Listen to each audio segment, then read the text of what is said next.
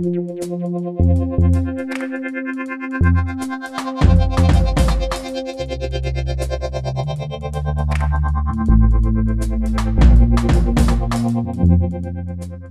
I'm late, Marlene. No worries. I'm glad you came. I got you mint tea. You remembered? Well, how could I forget after the lecture you gave me about caffeine? And how are you getting on? Kick the habit? Sort of. But I see you've replaced it with sugar. Leave me some vices, please, Peter. Do you want a bit? Yes, all right, all right. You're looking trim. What's your secret? Started cycling again. Oh, that's great, Pete. Yeah, Terry got me into the club again. Went out to Cannock Chase last week. Did 28 miles. And I started my weights. Get a load of that. Oh, there's a rock. Well, that's great, Pete. Maybe you could do a session on fitness for the Recovery College. You know, after you've done your songwriting one. Yeah, I could. So, you're still all set for next Thursday? I've done a song, if that's what you mean. Oh, that's great, Pete. Well, we've got 20 people booked in, and I booked the atrium, the one that you say has good acoustics. Yeah, that's good, Marlene. So, how do you feel about it? Bit nervous, but good. Generally, good. Would you play a little bit for me? Or I'd love to hear it. You sure you're ready for it? It hasn't got swearing in it, has it, Pete? I don't know what the trust will make of it if it has. No, it's quite clean, Marlene. I'll just say a bit. It's called Dr. Death. Dr. Death? Hey, Dr. Death. Saying no to the drugs is the price I pay for my sanity. When I'm in your powers, you fill me all hours with pills for the ills you see, not me. Hey, Dr. Dealer, you make me an addict, so I'm kicking them all. Olanzapine, lithium, Seroquel and haloperidol. Hey, Dr. Faustus, you give me weight gain, agitation, trepidation and constipation. Hey, Dr. Jekyll, you steal my mind by stealth. In the name of health, put my body in danger and make me a stranger to myself. Like the TV ads, it's better with music. Is this about you, Pete? Just a bit. That's my secret, Marlene. So you've not been taking your meds? No, I'm not. They fuck you up. I'm sorry for swearing, Marlene. Don't worry about it. What does Rosie think about all this? What's it matter what Rosie thinks? Well, the meds keep you on an even keel. If you're forever having mood swings, that you might even put Ethan in any danger. Don't you think he's even in more danger with a dad who can't think straight? Does Dr. Akhtar know? I don't have to take him. I know. They'll have to section me again to make me. Look, I'm doing everything I can to stay healthy. My cycling, gym, and therapy. I'm having therapy to help me think more positively. I know, Pete, and that's good, but look, if anyone knows what you're going through, it's me. I know what you went through, Marlene.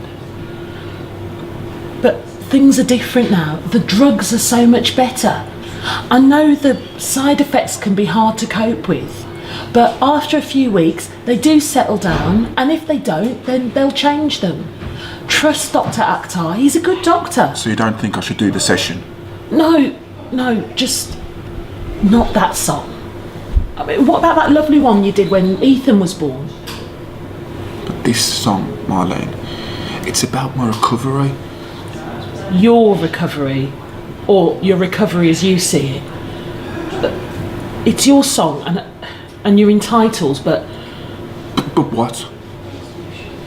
I think it's irresponsible to play it to other people. Right. Other people haven't got your strength. If they hear that, they might take it as read and risk bad things happening. I risk bad things happening. And that's your choice. Look, why don't you do a session on fitness? your cycling and your gym, and then that way service users can take part and still take their meds. All right, Marlene. I'll see what I can do.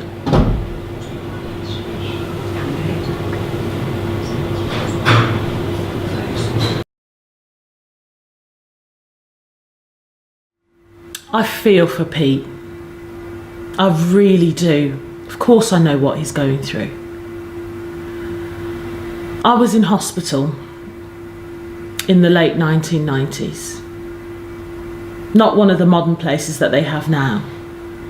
An asylum. You know? All narrow corridors and paint peeling off the walls.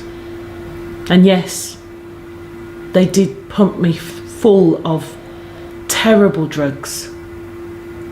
And I shuffled and dribbled and gained weight until I was like a massive zombie. And when I came out, my husband had left me and my children had been put into foster care.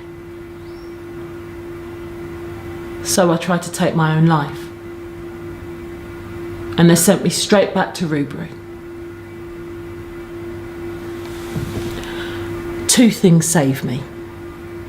A wonderful doctor who did everything in her power to get me the right medication. It wasn't easy in those days, but it worked in the end. And Jesus.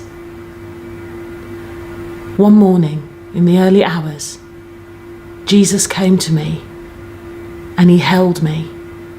And for a short time, all the pain went away.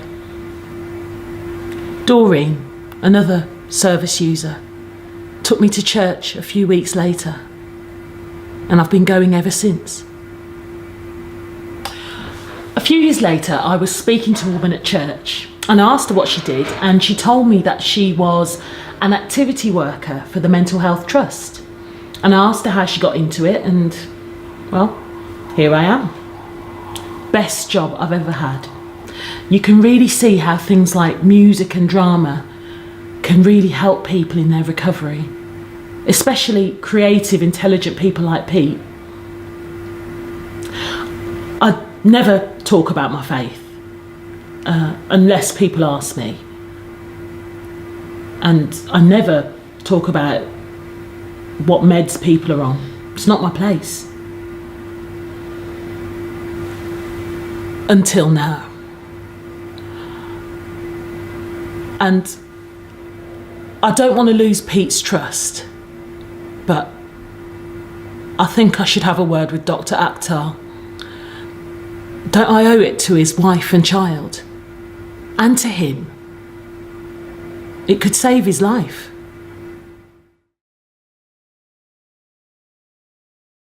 I stopped taking my meds after a gig. I was singing out of tune, but I hope nobody had noticed. But Steve came up to me at the bar when I was getting a drink and asked if I was alright. So I knew. He knew.